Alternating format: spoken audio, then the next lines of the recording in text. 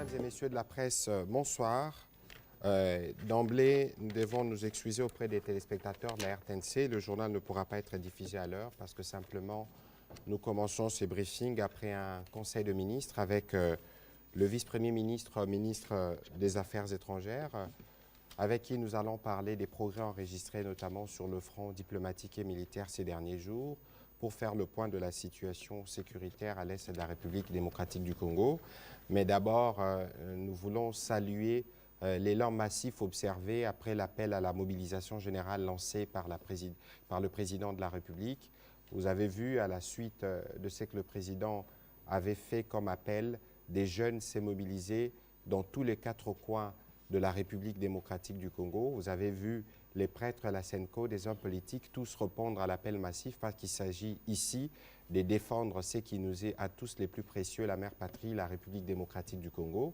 Nous revenons avec le vice-premier ministre, nous sommes arrivés d'ailleurs cette nuit de Sharm el-Sheikh où nous participions avec la collègue de l'environnement à la COP 27. Nous reparlerons de la COP à son retour, mais en marge de cette réunion de la COP, il y avait une réunion de haut niveau de consultation de la communauté de l'Afrique de l'Est. Mais bien avant que nous nous y rendions, le vice-premier ministre, ministre des Affaires étrangères, avait séjourné à Luanda autour du président Lorenzo et du ministre des Affaires étrangères angolais Tété, ainsi que du ministre des Affaires étrangères du Rwanda, Vincent Biruta, pour faire le point de la feuille de route qui avait été convenue.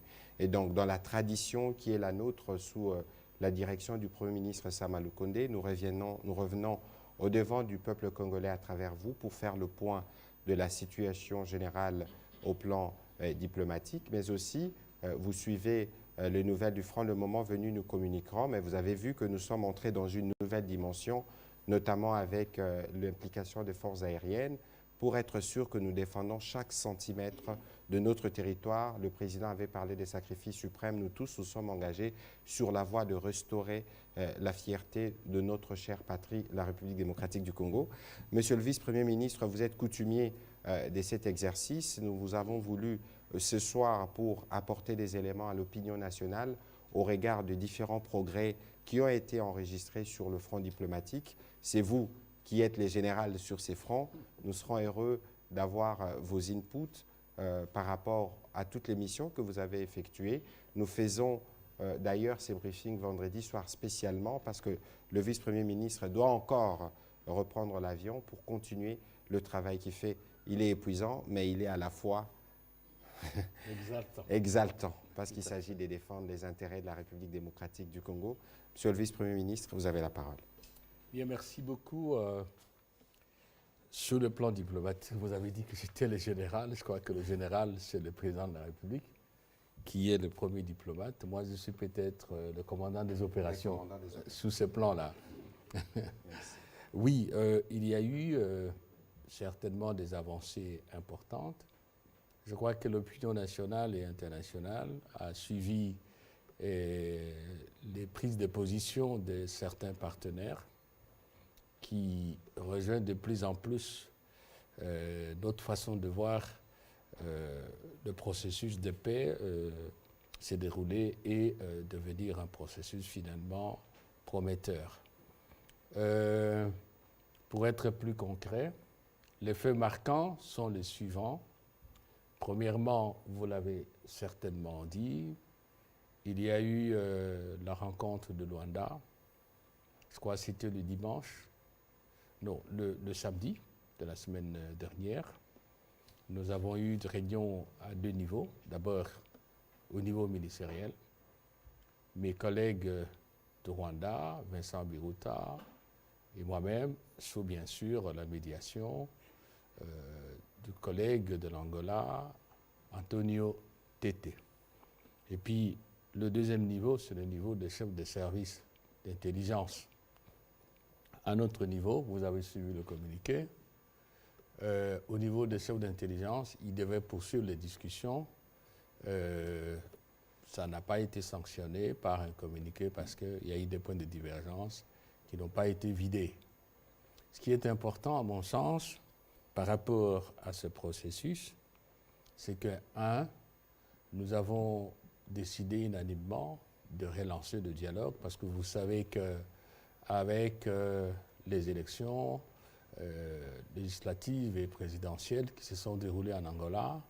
Il y a eu un peu, j'allais dire, une pause parce qu'il fallait que ces élections se déroulent et ça s'est bien déroulé, vous le savez. Donc il fallait relancer là, nous étions d'accord. Étant entendu, bien sûr, que nous avons aussi le même point de vue, de la manière de résoudre la crise, c'est-à-dire que c'est marqué dans le communiqué que nous considérons que le dialogue diplomatique était le moyen le plus approprié, en tout cas le moins coûteux. Un deuxième élément, c'est que on a réaffirmé ce qui était déjà convenu dans la feuille de route de Luanda et nous avons arrêté, pour ne pas dire que nous avons noté, parce que la décision était déjà prise au niveau du président Lourenço, que le mécanisme ad hoc de vérification des accusations des uns et des autres, mécanisme piloté par le général Joao de l'Angola et constitué des observateurs angolais, ce mécanisme allait démarrer illico presto. Et parce que vous êtes les hommes des médias et les femmes des médias, vous savez que depuis, je crois, le mardi, le général Joao est déjà à Goma avec son équipe. Notre officier de liaison, le général Sassa, est déjà là aussi. Vous avez vu des images. Et j'ose croire, parce que je ne l'ai pas vu, que du côté de Rwanda, l'officier de liaison devait être là aussi. Parce qu'il y a l'équipe, elle est angolaise, mais il y a un officier de liaison en général du côté congolais et un officier de liaison dont on nous a dit qu'il aurait été déjà nommé du côté de Rwanda. On pourra, lors des échanges, préciser, donner une idée sur le travail à faire. Ça, c'est acquis, ça a démarré. Il y a aussi le fait que, je crois que c'est le troisième élément, nous avons, quand je dis nous, c'est-à-dire les ministres, nous avons convenu qu'il fallait, comme c'est consigné dans la feuille de route de Luanda, avoir des réunions de coordination avec nos collègues ministres, les autres ministres de la communauté d'Afrique de l'Est, et pourquoi pas étendre ces réunions aux collègues ministres des pays membres de la CIRGL. Et d'ailleurs, le principe, c'est qu'on a dit qu'il fallait des réunions de coordination à tous les niveaux, étant entendu, bien sûr, que le président Joao Lourenço lui-même est en contact permanent depuis longtemps avec le président Uhuru, qui aujourd'hui est médiateur, désigné par la communauté d'Afrique de l'Est. Je crois que le quatrième élément, c'est que le président Lourenço, qui nous a demandé, chacun à ce qui nous concerne, d'expliquer à nos chefs d'État respectifs les éléments de convergence, a décidé de reprendre langue avec le président Kagame et le président Félix-Antoine Tshisekedi Tshilombo, notre chef de l'État. Ceux qui suivent, qui ont le temps de suivre les infos, je pense qu'ils savent que le président Kagame, aujourd'hui, le président Lourenço, est aujourd'hui à Luanda et demain, il arrive ici pour consulter notre chef de l'État et par la suite, il verra dans quelle mesure, le moment venu, avoir une réunion élargie. D'abord, j'allais dire, première réunion au niveau de la CIRGL et par la suite élargie CIRGL et Communauté d'Afrique de l'Est. Voilà, ça c'est Luanda en quelques mots. Deuxième fait marquant, c'est que, enfin, la force régionale est en déploiement. Je ne vais pas m'appesantir là-dessus. C'est vous-même, les médias, qui diffusez les images et les infos. Nous avons vu qu'effectivement, en première séquence, le président Ruto a présidé une cérémonie, évidemment comme ça se fait dans l'armée, qui a lancé le coup d'envoi au déploiement. Au moment où nous parlons, il y a déjà des militaires kenyans qui sont à Goma et ça va continuer, sans oublier que les troupes burundaises sont déjà là, du moins dans la partie qu'elles devaient occuper. Donc là aussi, c'est un processus qui a démarré de ce côté-là. Nous avons eu en dernière phase, en dernier élément, comme l'a dit mon collègue, le ministre de la Communication, nous avons eu, je crois, le lundi, à Sharm el-Sheikh, une réunion de consultation, pas un sommet des chefs d'État, organisé par le président Ndayishimiye, qui est le président en exercice de la communauté d'Afrique de l'Est, la réunion qui a connu la participation de Madame la présidente de la Tanzanie, le président du Burundi, qui a présidé, le président du Rwanda, le président du Kenya, et notre pays était représenté par Monsieur le Premier ministre. Bon, il manquait évidemment l'Ouganda et la République du Soudan du Sud.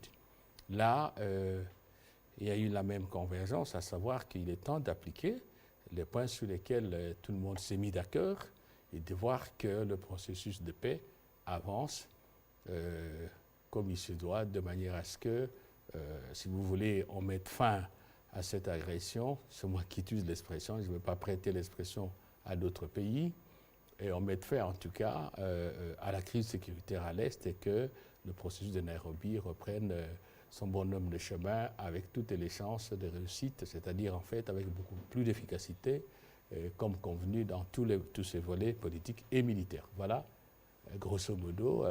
Bon, je crois que les comités de sanctions des Nations Unies, déjà ici à Kinshasa, on pourra en parler chemin faisant. Voilà. Merci, Monsieur le Vice-Premier ministre, pour vos mots introductifs. Juste rappeler que ce week-end sera diplomatiquement chargé parce que nous recevrons le président Lorenzo, qui se trouve au Rwanda, comme vous l'aviez dit, le président honoraire du Kenya, le président Kenyatta. Ensuite est annoncé aussi le président de Guinée-Bissau pour voir dans quelle mesure on fait avancer les processus dans ces cadres. Alors, on va ouvrir la série des questions avec Cheikh Bokassa.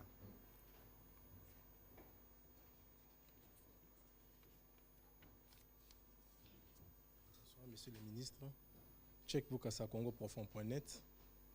En liminaire, Monsieur le ministre Mouyaya, vous aviez salué l'adhésion populaire suite à l'appel du chef de l'État.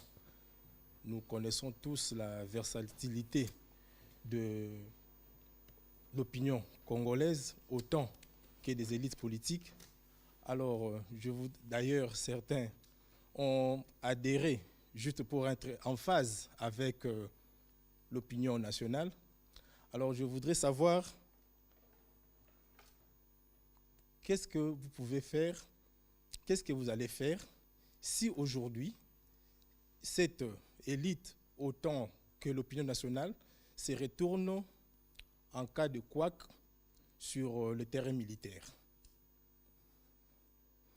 Et au ministre Lutundula, quelle garantie le gouvernement peut-il donner aux Congolais qu'après une position de refus avec des négociations avec le M23, ce dernier ne ressurgira pas à terme sous une autre forme et que le Rwanda ne trouvera pas d'autres supplétifs pour continuer sa guerre économique contre la RDC. Accessoirement, après les discours maximalistes du gouvernement contre le Rwanda, comment pourrait-on expliquer aux Congolais que la coopération avec les agresseurs d'aujourd'hui devrait continuer dans un sens ou dans un autre sans frustrer l'opinion nationale? Voilà. À votre première question, je n'ai pas bien compris. Que ferons-nous si cette élite d'opinion se retourne en cas de couac sur le terrain militaire? Je ne serai pas pessimiste. Je ne serai pas pessimiste parce que nous avions fait la dernière communication ici avec les porte-paroles de l'armée qui vous a dit que dans une guerre, on peut perdre la bataille et pas la guerre. Et donc moi, je considère la pire des hypothèses seront peut-être des batailles perdues, mais cette guerre, nous ne la perdrons jamais. Et je ne pense pas non plus que l'opinion peut se retourner dans la défense de la mère patrie. Ça veut dire que quoi qu'il en soit, le président de la République a lancé un appel à la mobilisation. À la suite de l'appel à la mobilisation, il a lancé un appel à la vigilance. Ça veut dire qu'aujourd'hui, nous tous les Congolais, partout où ils se trouvent, ont pris conscience du danger. Et les derniers appels de prêtres de la Conférence épiscopale nationale du Congo est encore venu conforter la démarche du président de la République. Et aujourd'hui, nous tous, et d'ailleurs, nous en parlerons tout à l'heure dans le compte-rendu, le président de la République a appelé à organiser la vigilance tant dans les niveaux scolaires, primaires, parce que nous tous, nous devons intégrer dorénavant la culture de la défense de la patrie. Et donc, de ce point de vue, je suis sûr qu'il n'y aura pas de retournement.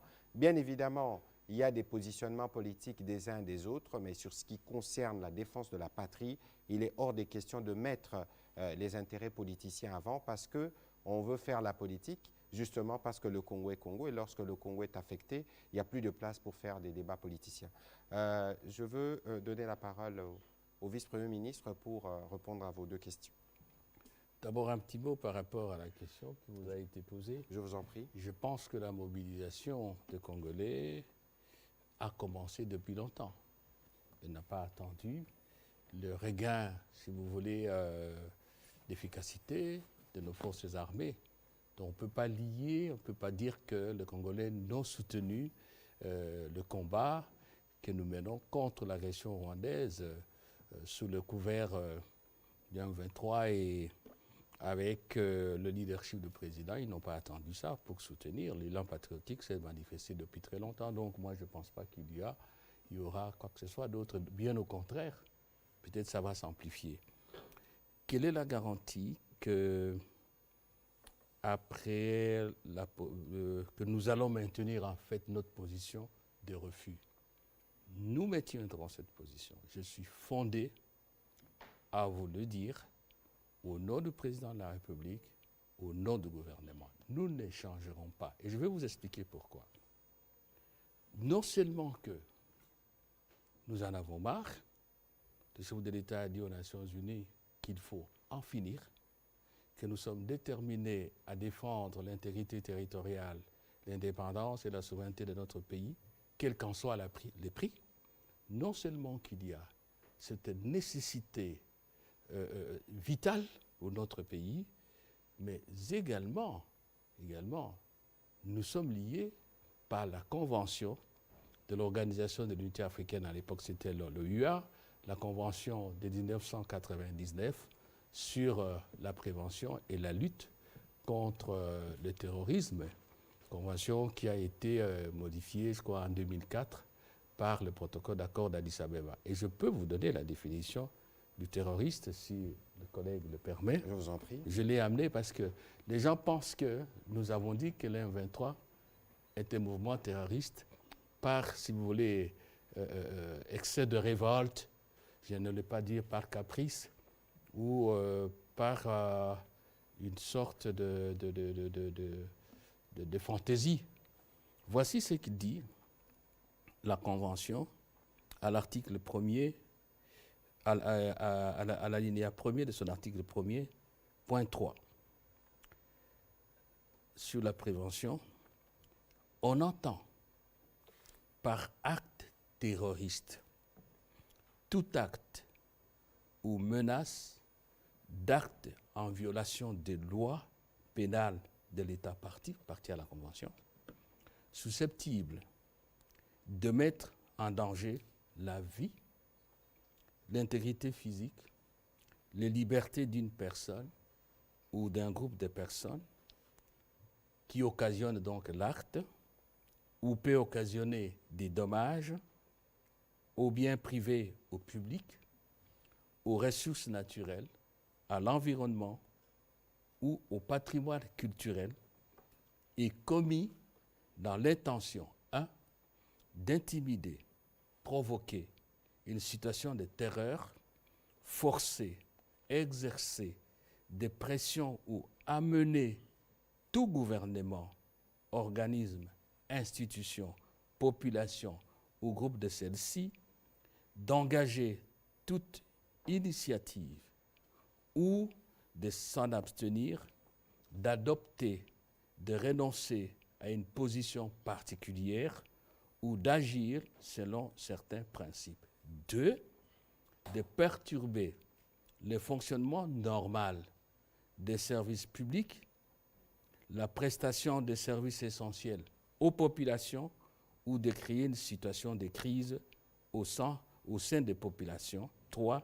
De créer une insurrection générale dans un État partie. Voilà la définition de l'acte terroriste.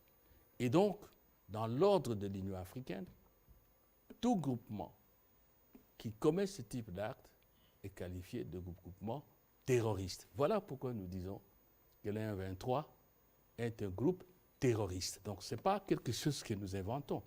Et tant que ça reste dans cette posture, croyez-vous que nous allons accepter de négocier avec les 1-23 sans violer ces dispositions impératives d'un instrument juridique fondamental dans la lutte, dans la prévention de la lutte de l'Union africaine contre le terrorisme? Loué s'en faut. Est-ce que vous croyez que vous, le Congolais qui nous suivez, vous êtes prêts à accepter cela? Je ne le crois pas. Donc, soyez rassurés, et le président l'a dit aussi, et à la suite du président, nous avons eu à répéter le président. Pour nous, les conditions sont les suivantes. 1. Il faut que le M23 cesse ses activités criminelles. 3. Il faut qu'il se retire des localités occupées. 2 plutôt. 3. Il faut que nos compatriotes qui ont été chassés par la violence reviennent à leur domicile.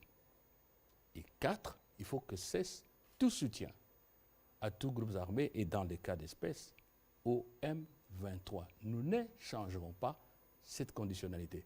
Si on veut qu'il y ait un dialogue, le Congo, le président l'a toujours dit, n'a jamais nourri l'intention d'attaquer quelqu'un, de livrer la guerre à quelqu'un. Nous sommes là. Chrétien, je dirais, c'est Dieu qui a voulu que la cartographie de l'Afrique, au niveau de l'Afrique centrale, soit ce qu'elle est. Est-ce qu'il y a quelqu'un qui peut me dire qu'il va changer ça? Ça ne changera jamais. Et ce serait tout à fait irresponsable. Le président l'a dit dans son discours à la conférence diplomatique, à la 12e conférence diplomatique, que ce serait vraiment suicidaire, c'était son expression, qu'un pays puisse penser qu'il va commander, il va se créer des espaces d'action, d'exploitation, de peuplement au détriment des autres. Non, c'est la coopération. Donc, nous devons avoir le dialogue, mais nous ne négocierons jamais sur l'intégrité territoriale, la souveraineté, l'indépendance de notre pays et le bien-être de nos populations. Si cela est fait, je dis encore une fois, l'histoire étant ce qu'elle est, la politique des États se trouve aussi dans leur géographie.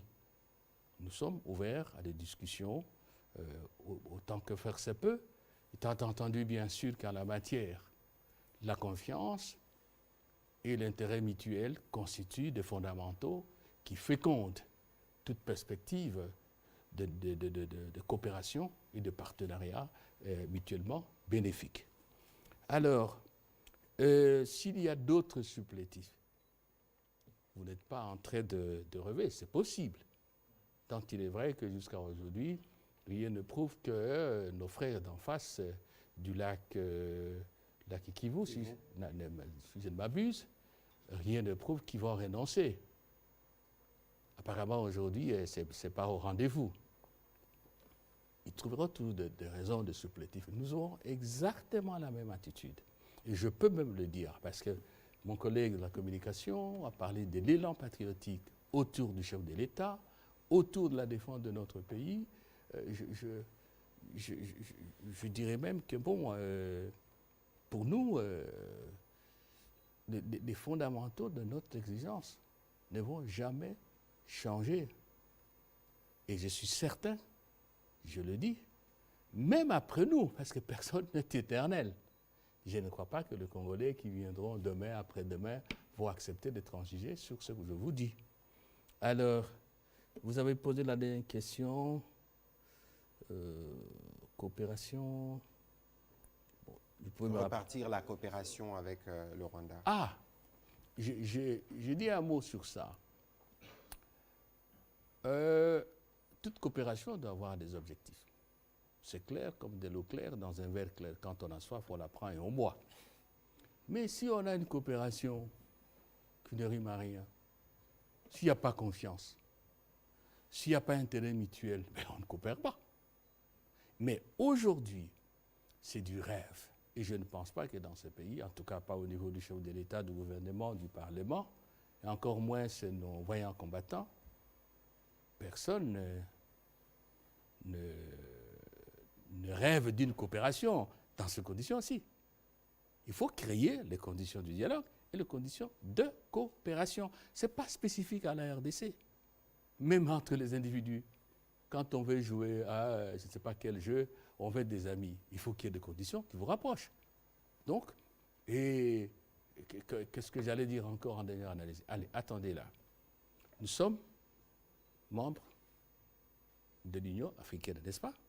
Il y a tout le plan, il y a ZLECAf, les objectifs, le plan 2063 et tout ce que vous voulez là. Nous sommes membres de la communauté d'Afrique de l'Est, qui est un champ de coopération élargi. Nous venons d'y adhérer. Le Rwanda est là. Où nous sommes dans cette communauté régionale et nous nous engageons si vous voulez, à obéir aux règles de fonctionnement, à honorer nos engagements, évidemment, gagnant-gagnant. Et il faut la coopération. Il n'y a pas moyen de faire autrement. Il faut lire le traité de la communauté. Ou alors nous disons, on ne coopère pas avec un État de la communauté, on ne trouvera jamais de compromis, alors quelque part, nous ne sommes pas conséquents. Mais, et encore une fois, on ne coopère pas dans n'importe quelle condition. Il faut que toutes les conditions soient créées. On s'adresse à nos compatriotes, on s'adresse à nos frères africains et on s'adresse au monde entier parce qu'il ne faut pas qu'on rêve que le Congo va dire qu'on coopère dans ces conditions. Non, pas du tout. Voilà, on va prendre la question de Richard Chacot et puis ce sera Félix Matuidi.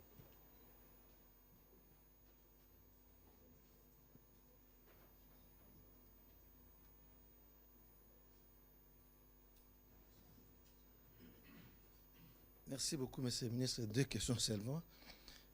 Au ministre Lutundola, parmi les conditions que vous venez d'évoquer ici, au sujet de dialogue ou des consultations avec les groupes armés à Nairobi, vous avez dit cessation de tout soutien militaire au M23. Est-ce que vous n'envisagez pas, au-delà de consultations ou dialogue avec les groupes armés dans le M23, d'avoir aussi une tripartite Rwanda, RDC et Ouganda. Ouganda parce que, comme on l'a dit ici lors des derniers briefings, qu'il y a des soupçons qui pèsent sur les Rwandais qui ne jouent pas franc jeu par rapport à... Qui pèsent sur l'Ouganda, vous voulez dire? Oui, non, sur l'Ouganda, qui ne joue pas franc jeu par rapport à ce qui se passe sur le terrain. Au ministre le porte-parole du gouvernement, nous devons saluer les bons comportements de nos voyants militaires au fond, mais je veux savoir concrètement quelles sont les localités ou les entités récupérées jusque-là par nos militaires au front, parce qu'il y a beaucoup de choses qui se disent autour de ça. Merci. Monsieur le vice-premier ministre. Le dialogue tripartite, n'est-ce pas? Nous n'excluons le dialogue avec personne. OK? Il faut que ce soit un dialogue utile. Il faut que ce soit le dialogue dans le respect mutuel. Il faut que ce soit le dialogue dans le respect des principes fondamentaux qui guident les relations internationales. Il faut que ce soit le dialogue qui respecte tous les instruments régionaux et sous-régionaux auxquels nous avons adhéré, qui prévalent, qui sont démises dans les organisations auxquelles nous appartenons. Je vous ai parlé de la conditionnalité. Vous me permettez de dire que les éléments que je vous ai cités, en fait, c'est le consensus unanime j'allais dire de la communauté internationale. Vous trouverez dans la déclaration du Conseil de sécurité du mois de mai, après mon passage là-bas, ce que je viens de vous donner là, vous trouverez dans la déclaration du Conseil paix et sécurité de l'Union africaine les mêmes éléments. Même dans la déclaration du président de la Commission qu'il a signée il y a quelques mois, les mêmes éléments. vous trouverez dans la prise de position de la communauté pour le développement de l'Afrique australe, SADC, les mêmes éléments. Peut-être pas exprimés dans le même vocabulaire, mais au fond, c'est la même chose. Donc, ce n'est pas une invention, un caprice de la RDC. Donc, ce sont des fondamentaux. Et vous trouverez aussi que tout le monde démente la tripartite RDC, Ouganda et Rwanda. C'est pour cela que j'ai toujours dit aux compatriotes qui disent bon, on ne condamne pas le Rwanda. Je vous ai L'Ouganda. Non, le Rwanda. Ah, le Rwanda. On dit que non, on n'attend pas des déclarations solennelles des institutions internationales qui citent le Rwanda. Maintenant, il n'y a que les États-Unis qui sont allés tout droit au but. La Pologne aussi. La Pologne aussi, oui. Alors, moi, je dis non. Ou je dirais si, indirectement. Le fait que tout le monde dit que la RDC doit négocier au Rwanda, avec le Rwanda et l'Ouganda, on ne cite pas la Tanzanie, pays voisin, la Zambie, pays voisin, Congo, République du Congo, et ainsi de suite. Ce fait-là signifie que tout le monde sait qu'ils ont une responsabilité dans ce qui se passe au Congo. C'est simple comme bonjour. Et pour nous, ça ne pose pas de problème, à condition que ce que je viens de vous dire se fasse. Et enfin, mais nous retrouvons à Luanda. Nous retrouvons autour du président Uhuru, comme il a dit, qui arrive dimanche, on va en parler. Le président Lourenço arrive demain, je vous l'ai dit. L'Ouganda, avant qu'on arrive à cette période, nous avons même signé un accord de coopération pour des axes routiers importants. Et voilà, donc ce n'est pas un problème. Mais que les Congolais ne pensent pas, d'un côté, que nous allons nous laisser prendre comme ça, et de l'autre, qu'à l'extérieur, qu'on ne pense pas que bon, on fait le dialogue pour le dialogue, nous n'accepterons pas ça. Voilà. Voilà. Prochaine question, Félix Matuidi. Et après, on prendra Jordan Mayenikini. Alors, sur votre question, la dernière fois, nous étions avec le porte-parole de l'armée ici. Nous n'allons pas nous hasarder aujourd'hui à vous dire qu'il y a eu tel ou tel autre résultat parce que les opérations sont encore en cours. Dès que les opérations, parce que vous avez suivi qu'il y a eu de bombardements aériens, il y a des opérations au sol qui ont commencé. Dès que les rapports nous seront transmis, nous viendrons communiquer de manière claire, parce qu'il y a des dynamiques du front qui ne nous permettent pas de commencer à communiquer.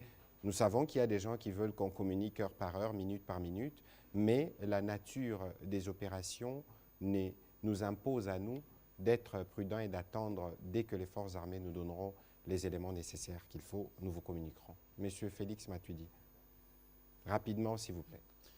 Merci pour la parole. Monsieur le ministre, j'ai une question pour vous et une question pour les ministres des Affaires étrangères. Pour vous d'abord, les chefs de l'État venaient de recevoir une délégation des Tutsis congolais rwandophones. C'est qui un Tutsi congolais rwandophone? Bon, écoutez, je ne voudrais pas rentrer dans ces vocables-là parce qu'il y a beaucoup d'interprétations qui ne sont pas toujours appropriées. Moi-même, j'en fais les frais plusieurs fois, mais je pense qu'aujourd'hui, il faut qu'on se regarde dans les yeux. Et je présume que vous, comme moi, nous avons étudié à l'école primaire ici en République démocratique du Congo. Lorsque nous étions à l'école, on nous disait que nous avons, je pense, 4 races. On a les Bantous, on a les Pygmées, on a les Soudanais, on a les Nilotiques. Qui sont les Nilotiques? Les Hutus et les Tutsis. Nous en avons en République démocratique du Congo depuis l'école primaire. Et donc aujourd'hui, il ne faut pas tomber dans les pièges des différents vocables à gauche ou à droite parce que ça crée aussi celle-là des éléments de confusion. Mais ici, le président de la République, garant de la protection de tous les Congolais, a tenu à rencontrer les membres de ces deux communautés dans le seul objectif de déconstruire les discours ségrégationnistes du Rwanda, j'insiste sur le mot, qui vient dire que voilà, nous sommes les protecteurs d'une telle communauté, au nom de quoi nous nous permettons d'utiliser les armes pour tuer d'autres communautés et créer les drames humanitaires que nous vivons.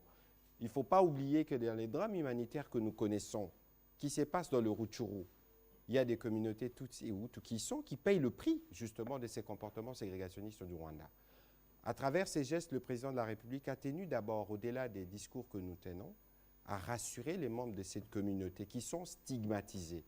Parce que le simple fait que le Rwanda les singularise, les stigmatise, c'est aussi une manière de les exposer devant notre opinion. Et donc, il y a eu ces besoins-là autour du président de la République de donner un message, de rassurer ses frères congolais. Et ils l'ont dit au président de la République, ils soutiennent les institutions de la République. Ils ont dit au président de la République qu'ils soutiennent les forces armées, qui sont nous tous, comme nous tous, sur le front dans cette guerre qui nous est une nouvelle fois imposée. Je pense que dans les cadres des émissions qui s'organisent à la RTNC, ils seront invités pour qu'eux-mêmes viennent s'exprimer. C'est ici les lieux. Je me ferai compléter par le VPM Lutundula, qui a sûrement beaucoup plus d'expérience sur le sujet, parce qu'il a été témoin de tous les processus politiques de 30 dernières années. Mais il y a un besoin qu'au niveau élémentaire, qu'on nous rappelle, on ne peut pas penser être grand sans accepter notre diversité.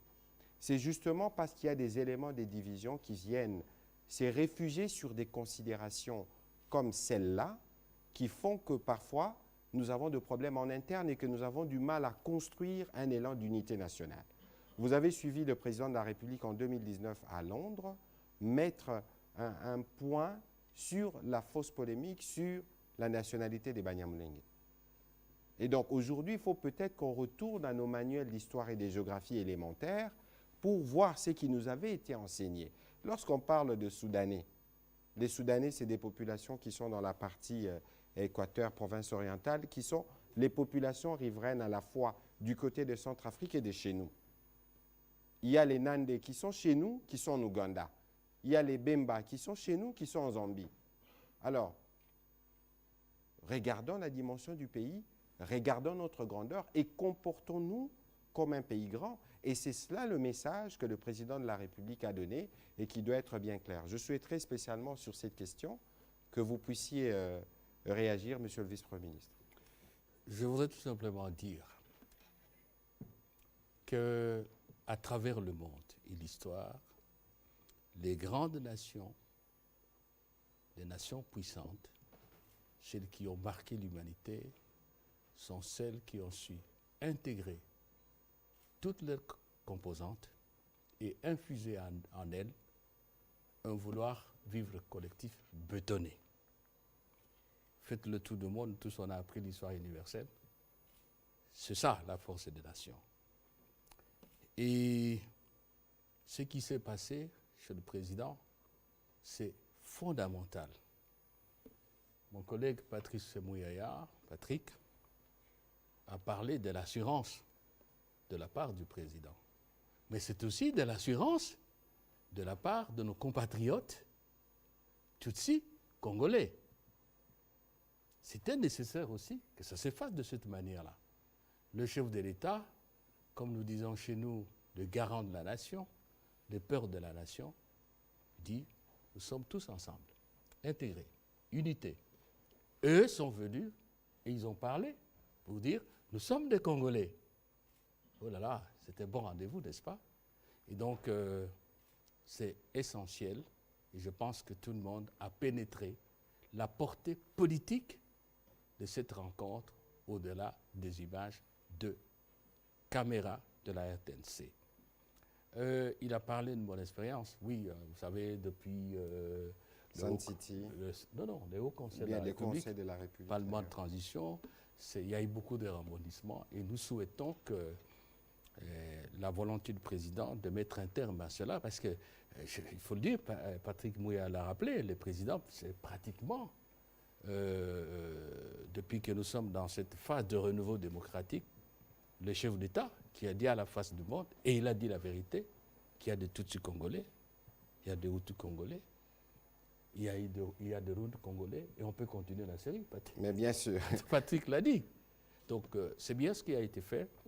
Nous n'allons pas tomber dans les pièges de la division de la nation.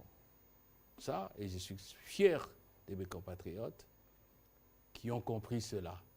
Le Congo est grand. Tenez-là, nous sommes plus de 400 tribus. Il n'y a jamais eu de génocide chez nous. Je ne sais pas si je me trompe. Hein. Il y en a qui ont encore la mémoire plus fraîche que la mienne. C'est quand même quelque chose qu'il faut applaudir.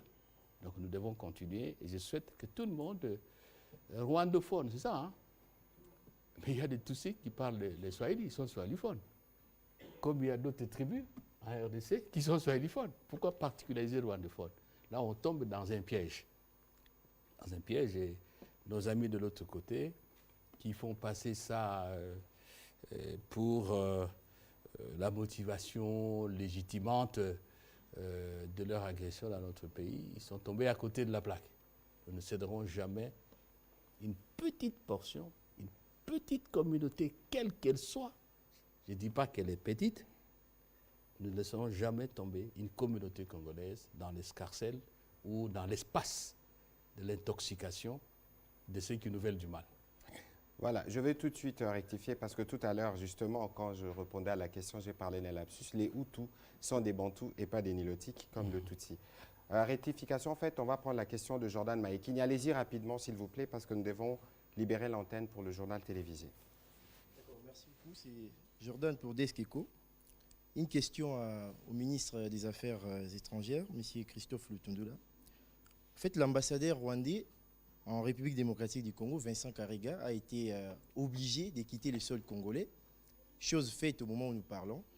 Alors, j'aimerais savoir, est-ce que son expulsion symbolise à ces jours les débuts de la rupture des relations diplomatiques avec les Rwandais? Et puis, monsieur le ministre, il y a des mouvements de la société civile qui exigent l'annulation de tous les accords commerciaux signés avec les Rwandais, ainsi que la fermeture des frontières avec cet État qui soutient les M23, qui a été prouvé. Que pense le gouvernement quant à ça? Et puis une question rapidement au porte-parole du gouvernement. Aujourd'hui, nous constatons sur les réseaux sociaux qu'il n'y a pas que les journalistes qui partagent des informations qui causent préjudice à notre armée. Il y a aussi certains éléments des FRDC qui se donnent à une sorte de triomphalisme personnel en se filmant. Il y a par exemple la vidéo de notre pilote Takoy qui se filme avant de s'envoler pour aller bombarder. Nous avons vu sa vidéo circuler et puis il a partagé sur les réseaux sociaux des comportements qui ne sont pas dignes d'une armée qui se respecte. Alors j'aimerais savoir quelles sont les mesures que le gouvernement prendrait pour mettre fin à ce genre de situation. Voilà, monsieur le vice-premier ministre. Bien, merci beaucoup. La rupture. Nous n'avons pas parlé de rupture. Vous y avez fait le compte rendu, monsieur le ministre. Pas parlé de rupture. En fait, de quoi s'est-il agi? Vous avez remarqué que l'ambassadeur Karega est resté longtemps. Mais à partir du moment où nous observons, nous nous rendons à l'évidence, parce que l'évidence ne se discute pas, elle se constate, que les missions normales d'un ambassadeur et de manière générale d'une représentation diplomatique ne sont plus possibles, nous avons pris acte de ce que la présence de l'ambassadeur Karega était sans objet, était devenue sans objet. Ça veut dire quoi? Un ambassadeur ou une représentation diplomatique a pour mission 1. Entretenir, promouvoir les relations entre son pays et les pays accréditaires, le pays auprès duquel il est accrédité, le pays où se trouve la représentation diplomatique. Deuxième élément, numéro 2, c'est aider au règlement des différends, même des simples malentendus qui interviennent entre son pays et les pays accréditaires. Vous conviendrez avec moi qu'aucune de ces fonctions n'était plus remplie. Et vous avez même remarqué, lors de la conférence du sommet extraordinaire des chefs d'État de la CEAC, consacrée à la crise au Tchad, vous êtes des médias, vous avez vu que la place de Rwanda était totalement vide. Ça veut dire quoi? Qu'on ne veut plus être à Kinshasa. Je prends la chose au bas mot. Et nous nous sommes rendus à cette évidence. Et le gouvernement de la République l'a invité à repartir, à regagner son pays, parce qu'il ne servait plus à rien. Sa présence était sans objet. Comme je le dis, je crois, à France 24. Y aura-t-il une évolution positive qui créerait les conditions de confiance, d'intérêt mutuel et qui permettrait à un ambassadeur rwandais d'être utile à son pays et à la RDC? Nous le souhaitons vivement. Mais pour le moment, je ne sais pas si je déconne, mais je ne crois pas qu'un ambassadeur sert à quelque chose ici. Et je précise que, parce qu'on nous a dit de l'autre côté, qu'eux n'appliquent pas comment dirais-je, le principe de la réciprocité et ne vont pas jusqu'à une mesure de rétorsion. Nous n'avons pas d'ambassadeur au Rwanda depuis que Maître Nkoulou a été rappelé à Kinshasa. Et donc, on ne peut pas demander à un ambassadeur qui n'existe pas de rentrer dans son pays. Nous avons appelé Madame notre chargée d'affaires parce que nous estimions aussi que, bon, on ne voit pas trop le travail qu'elle fait là-bas. Donc, il n'y a pas à dramatiser, il n'y a pas non plus à banaliser. Voilà. Voilà, sur votre question sur les Alors, images. Oui, allez-y. Il y a eu une autre question, les accords commerciaux. Les accords commerciaux. Ben, c'est lui qui a annoncé la suspension des accords commerciaux que nous avons décidés. Là, encore une fois, les accords vont servir à quoi? Maintenant, là, vont servir à quoi? À rien. Et le Conseil supérieur de la défense a demandé au gouvernement de suspendre ces accords-là. Ils vont rester suspendus jusqu'au moment où les conditions de coopération vont se créer. On ne se contredit pas. Je me suis évertué à vous démontrer que, bon, nous sommes dans, pour ne pas aller très loin avec de longs discours, nous sommes dans la communauté des États, la communauté d'Afrique de l'Est. Il y a toute une série de programmes de coopération. Nous sommes à la CIRGL, il y a une série d'accords, de protocoles d'accords en matière de coopération dans pratiquement tous les domaines. Donc, il n'y a pas de rupture. Et donc, annuler les accords, on n'en est pas encore là, mais il ne s'applique pas. Fermeture des frontières. Je crois que quand mon collègue de la communication a annoncé la décision du Conseil supérieur demandant au gouvernement d'obtenir de l'ambassadeur qu'il quitte, il a bien indiqué qu'une réflexion était en train de se faire en ce qui concerne la fermeture des frontières. Mais toujours est-il qu'il y a quelques mois, il a été décidé de réduire les heures, le temps de circulation des personnes et des biens entre les deux pays. Voilà, parce qu'il ne faut pas aller vite, il faut bien voir toutes les facettes de la décision. Alors, sur cette question, je dois revenir encore dessus. La République démocratique, d'abord, le vice-premier ministre est là, il pourra me corriger. Le président de la République ne signe pas des accords. En effet. Parce que j'entends dire souvent, le président a signé les accords avec le... Qu'on ne vous trompe pas. Il n'y a aucun accord qui a été signé par le président Tshisekedi avec le Rwanda, parce que signer des accords n'est pas de la compétence du président de la République. Le vice-premier ministre des Affaires étrangères ici peut l'attester. Ce qui s'est passé, ça s'est passé, comme on dirait à Lingala, Nampoissa. C'était en juin 2021, au jardin de l'hôtel Serena, où il y a eu 3 accords qui ont été signés. C'est des accords basiques que nous avons avec tous les pays du monde qui concernent la double imposition, qui facilitent la transaction des affaires entre les frontières. Il y a eu entre les citoyens des deux pays. Il y a eu l'accord, je ne sais pas si je peux l'appeler accord, mais il y a eu un MOU qui a été signé entre la société Sakima chez nous et la société rwandaise qui s'appelle Dieter Limited. C'est des accords qui ont été tous suspendus. Et puis il y avait Rwandair qui opérait sur les lignes congolaises qui ont été tous en dehors de ces 3. Il n'y a pas d'accord, que cela soit bien clair, qui existe, qui aurait été signé dans le noir, dans l'imagination de je ne sais qui lierait le président de la République au Rwanda. Non, pas du tout, ça n'existe pas. Alors, au sujet des éléments FRDC qui se filment, d'abord, les vidéos que vous voyez, est-ce qu'elles sont toutes authentiques? Celle que vous avez vue, est-ce qu'elle est authentique? Moi, je me suis référé à un officier de l'armée qui m'a dit, c'est des images de décembre de l'année dernière. Parce qu'il y a eu, vous avez suivi qu'il y avait un crash l'année dernière. Donc, bon, les images que vous voyez, est-ce qu'elles sont datées? Donc, ne vous hasardez pas tout de suite à prendre mon nez comptant ce que vous voyez sur les réseaux sociaux. Deuxièmement, nous avons dit avec le général Ekenge ici qu'il y a évidemment un travail qui s'est fait au sein de l'armée, notamment sur ce qui concerne les images du front. Parce que normalement, un militaire qui est engagé au front communique avec ses supérieurs sur la stratégie. Filmer et partager, je pense qu'un militaire qui ose les faire s'expose aux poursuites, notamment au sein de l'armée, parce que vous dévoilez vos positions, parce que l'ennemi peut avoir les possibilités technologiques de situer là où vous êtes, de vous attaquer. Et donc ici, c'est d'exhorter.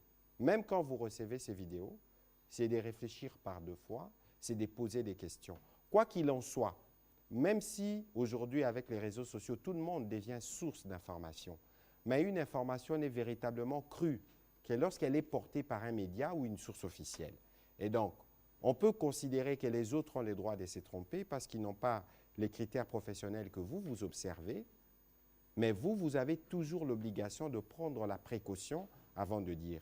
Mais l'exhortation a été faite au niveau de l'armée pour que les militaires qui sont engagés au front s'abstiennent de partager des vidéos telles que nous voyons sur les réseaux sociaux parce que ça risque de compromettre leur sécurité. On va prendre la question des Innocent Olenga et Paul Matendo se prépare et puis on prendra les deux dernières pour terminer.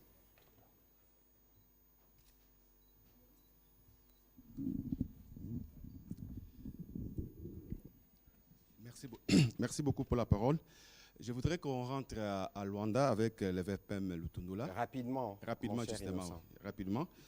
Vous avez dit qu'entre les services de sécurité rwandais et congolais, il n'y a pas eu de communiqué final parce qu'il y a eu des divergences. Quelles sont ces divergences? Et puis, deuxième question, rapidement aussi, les officiers de liaison rwandais, congolais, angolais vont se retrouver à Goma pour quel travail? Au ministre Mouyaya, Sonia expulsée, alors qu'il y avait une demande d'accréditation sur votre bureau. Comment vous justifiez ça? Nous parlons de la sécurité du pays. C'est bien plus important, mais bon, parce que les gens insistent, j'y reviendrai, mais à la fin. Monsieur le vice-premier ministre. Oui, divergence. J'en prends deux. L'appel au cessez-le-feu,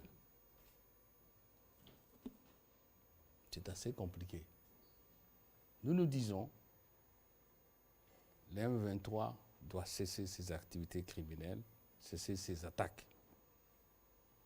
Et hop, doit repartir vers ses positions antérieures. C'est un mouvement terroriste. OK? Une armée nationale, quel qu'en soit le pays, a pour mission principale de défendre l'intégrité territoriale, la souveraineté de son pays, de protéger les populations et les institutions légalement établies. Nous estimons qu'à partir de ce moment-là, on ne peut pas mettre un mouvement rebelle au même niveau qu'une armée nationale. Et dire à l'armée nationale, mesdames et messieurs, croisez les bras, on occupe le territoire national, les compatriotes sont déplacés, les institutions locales, ça ne fonctionne pas. Là, on n'est pas devant une armée nationale. C'est une démission inacceptable à la limite de la trahison. Donc nous disons, il n'y a pas à faire cet équilibrisme de mauvaise loi et insensé. Il faut appliquer la feuille de route, appliquer le processus de Nairobi et ce tronc commun de la communauté internationale. Là, on ne s'est pas mis d'accord. Et puis il y a la question relations diplomatiques. Les chefs de service ont dit que les questions diplomatiques, ce n'est pas leur travail, c'est le travail des politiques. Voilà des points d'achoppement importants. Il y a une autre chose, mais le temps nous est compté. Officier de liaison, il faut partir de la feuille de route. Pourquoi avons-nous créé les mécanismes ad hoc? C'est parce que, le Rwanda dit que nos officiers, en tout cas notre armée, traite avec les FDLR. Vous connaissez notre point de vue là-dessus, c'est du bluff. Nous nous disons, vous soutenez les M23. Vous connaissez la réalité, rapport des experts commis par les Nations Unies, pour ne pas tirer à longueur. Alors, nous avons dit, OK, chaque fois qu'il y a des accusations de ces gens-là, nous avons le mécanisme conjoint élargi de la conférence internationale sur la région des Grands Lacs qui fonctionne. Et lorsqu'il y a des rapports de ce mécanisme, même à la demande de Rwanda, le Rwandais conteste ce rapport, ils ne l'ont jamais accepté, même quand il s'agit de leur conflit avec le Burundi. Alors, en ce moment-là, ne tournons pas en rond. Nous disons, nous sommes avec le président Joao Lourenço, médiateur désigné par l'Union africaine, nous allons constituer un mécanisme ad hoc. C'est pour, j'allais dire, la conjoncture, la gestion de la conjoncture conflictuelle, les accusations mutuelles. OK? Alors, c'est ainsi que nous avons confié la tâche à l'Angola, dans la suite de la médiation confiée à son président. Et lorsque l'Angola a désigné l'officier, le général Joao, il nous a demandé la collaboration de nos deux armées, l'armée congolaise et l'armée rwandaise. Elle se fera par un officier, c'est pour ça qu'on l'appelle officier de liaison, de notre côté et de l'autre côté. Et d'ailleurs, lorsque les services se sont réunis, il y a eu aussi cet aspect, comment on va travailler avec l'équipe d'observation de l'Angola, parce que, bon, me dites-vous bien que si un pays ne veut pas collaborer, ça sera difficile que ça fonctionne. Et donc, aujourd'hui, vous avez ce mécanisme d'observateurs que nous tous, nous avons accepté, j'ose dire neutre, qui va nous dire si effectivement il y a une collaboration avec les FDLR qui sont où. Et à Luanda, la semaine dernière, nous avons même prévu que le mécanisme travaille avec le Haut Commissariat des Nations Unies aux réfugiés, dont vous savez quelle est l'institution des Nations Unies spécialisée en la matière et qui a toujours été présente en pareilles circonstances. Voilà le boulot. Voilà, on va prendre rapidement Paul Matendo. Je préfère que Eric Izami, Béa Kabamba et Gilles Yofundi pour terminer Stéphane, vous avez posé la question la dernière fois. Merci beaucoup, on va monsieur. prendre les 4 dernières questions pour terminer parce que nous devons libérer l'ordre. Oui, monsieur Paul Matendo. Merci beaucoup, monsieur le ministre. Monsieur le VPM, Innocent a pris ma première question sur les divergences. Merci pour la réponse. Petite question, qu'est-ce que le gouvernement congolais attendrait du comité des sanctions des Nations Unies? Monsieur le ministre Patrick Moyaya, dans la province du Kwilu, on continue à compter des morts. Le dernier village qui a été attaqué à moins de 48 heures, c'est le village Mayala. Et le village Mayala, c'est en face de la commune de Maluku.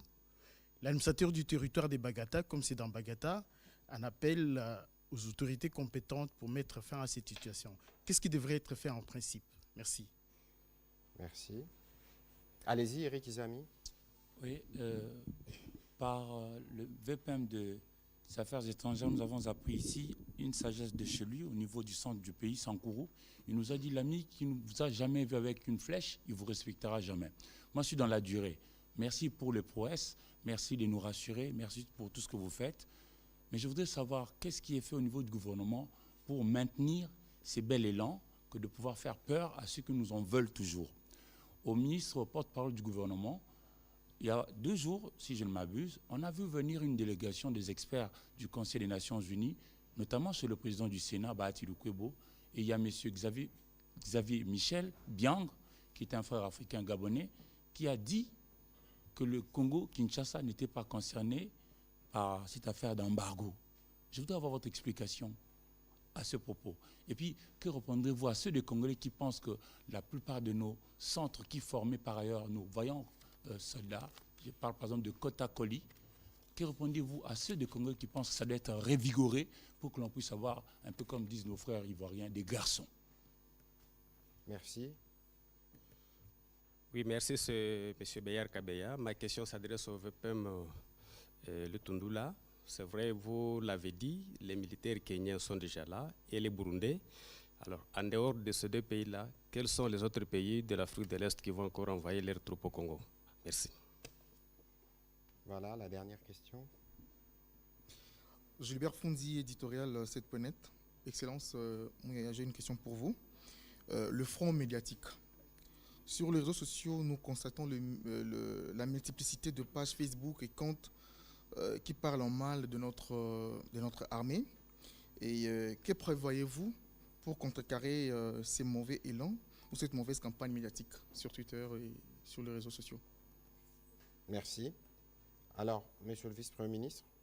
Bien, merci beaucoup. Comité de sanctions, j'entre un peu dans la question qui vous a été D'ailleurs, c'est vous posée. qui êtes mieux placé pour y Oui. répondre sur Brièvement, la parce question que le d'embargo. temps nous est compté. En fait, l'affaire des sanctions, lorsqu'elle a été instituée il y a quelques années, partait d'une considération. C'était en fait un mécanisme des Nations Unies qui était destiné à éviter la divagation des armes dans la région, de manière générale dans la région, à travers les groupes armés. Pour la divagation de ce groupe armé et qui faisait qu'il y a beaucoup d'armes qui circulaient. C'était destiné aux groupes armés. C'était aussi destiné à gérer la crise sécuritaire. Et en ce moment-là, nous aussi, on était, j'allais dire, directement concernés. Il fallait déclarer les armes que nous achetons. Parce que, rappelez-vous, à l'époque, avant Sun City et tout, le gouvernement était considéré aussi comme belligérant. J'essaie vraiment de ramasser des idées pour qu'on gagne du temps. Mais avec l'évolution politique de notre pays, qui a fait que finalement, on a eu des institutions légitimes, constitutionnelles et tout, et c'était resté uniquement pour éviter que le groupe armé acquiert de moyens militaires, acquiert des instruments de guerre, des instruments de leurs activités criminelles. Et ça a évolué. Alors, une certaine conception a prévalu en considérant, oui, lorsque la RDC achète des armes, ces armes sont récupérées par le groupe armé. Donc, même au niveau de la RDC, il faut contrôler les acquisitions. Ça a continué. Et là, ça permet de répondre à la réponse de l'ambassadeur du Gabon. C'est que, dernièrement, cette année, j'ai oublié exactement la date, quand il y a eu la réunion du Conseil de sécurité, où on a confirmé, on a refait la liste des armes à déclarer par ceux qui nous vendent les armes. Retenez bien cette précision, par ceux qui nous vendent les armes. Ce sont eux qui déclarent. Et je ne suis pas spécialiste militaire en matière d'armes de guerre. On a sorti de la liste certains types d'armes qui ne sont plus sujettes à déclaration. Je ne sais pas, je n'ai pas suivi l'ambassadeur, mais je sais, comme ministre des Affaires étrangères, que cette déclaration, pour une catégorie d'armes, n'est pas encore, si vous voulez, cette résolution n'est pas encore abrogée, n'est pas encore retirée. Elle existe, Voulait-il dire que ne pas concerner dans ce sens que ce n'est pas nous qui déclarons? Mais même alors, ça ne signifie, à notre point de vue, absolument rien. Et c'est là que je rejoins la question, je crois, de celui qui m'a dit qu'est-ce que nous attendons. Je crois que les choses sont claires. Le président a parlé aux Nations Unies au mois de septembre. Je crois que ça doit avoir été le 20, si je ne me trompe pas. Et même au niveau de l'Union africaine, il a déjà parlé de cela. Il n'y a aucune raison objective aujourd'hui qui fasse qu'on nous maintienne dans une situation d'un pays sur lequel pèse une hypothèque de méfiance. Et ce n'est pas une vue de l'esprit, ce n'est pas de la théorie. Il y a des banques, des transporteurs, et même ceux qui fabriquent des armes, qui ne veulent pas traiter avec nous parce qu'on dit, oui, il y a les Nations Unies, vous êtes sur la liste noire. Le monde de commerçants, de marchands d'armes et tout, il est frileux. Personne ne veut avoir de problème avec les Nations Unies. Et il y a un cas qui se produit maintenant au moment où je vous parle. Je ne vais pas donner de détails.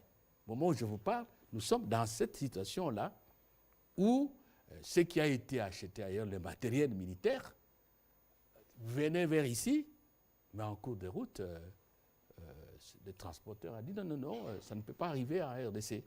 Alors c'est pour ça que nous disons au Conseil de sécurité ceci.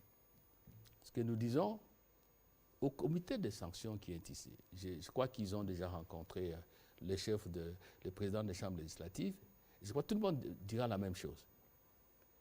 Non seulement que c'est une hypothèque réelle, ne fût-ce que psychologique, mais aussi c'est une injustice flagrante qui constitue pour nous, Congolais, un soutien à ceux qui nous combattent. Absolument. Ça signifie quoi? Au niveau le plus élevé des Nations Unies, le secrétaire général, la plus haute autorité politico-administrative, on dit que l'M23, pour ne pas le citer, a des armes sophistiquées